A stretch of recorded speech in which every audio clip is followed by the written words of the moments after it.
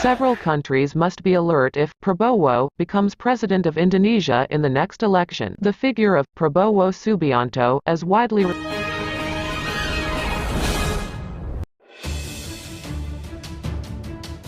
Barisan relawan Prabowo Gibran optimis paslon Capres-Cawapres nomor 02 Prabowo Gibran raih suara 70%.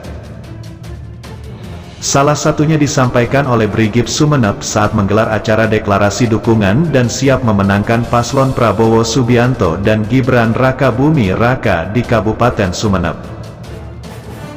Kita sangat optimis paslon Prabowo Subianto dan Gibran Rakabuming Raka menang 70%. Pada tanggal 14 Februari mendatang, tegas pembina Brigip Sumeneb, Fauzi.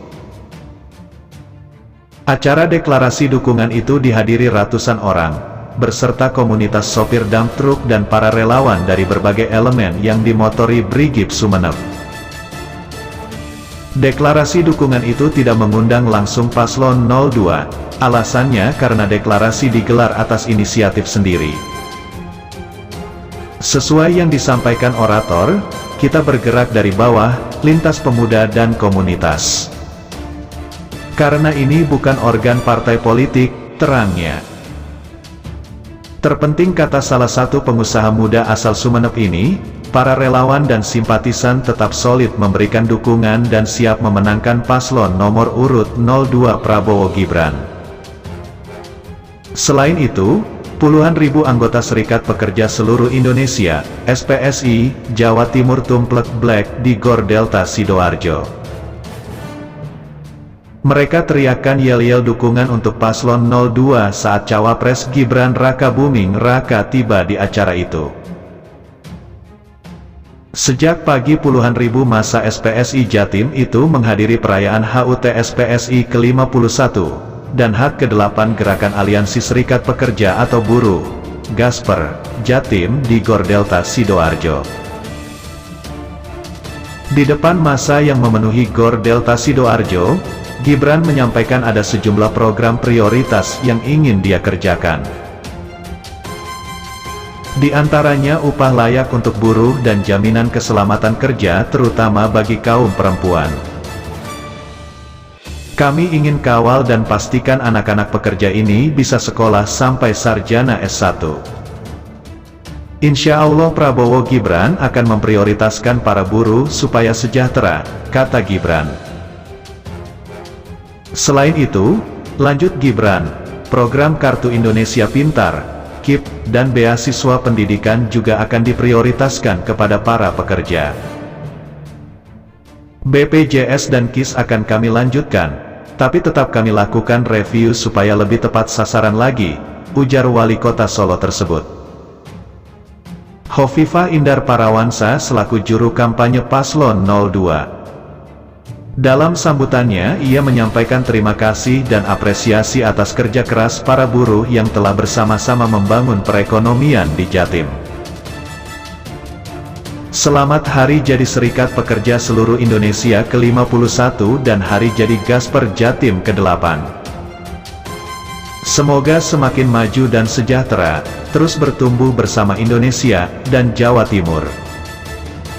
Sekali lagi terima kasih peran Serikat Pekerja dalam membangun ekonomi di Jatim, kata Hovifah.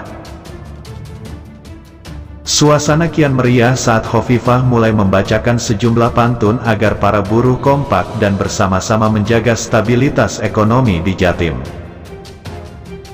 Gadis cantik kedipannya manja, bersolek ayu berbaju jingga. Berikan semangat Serikat Pekerja, siklus ekonomi akan terus terjaga, ujarnya disambut riuh massa.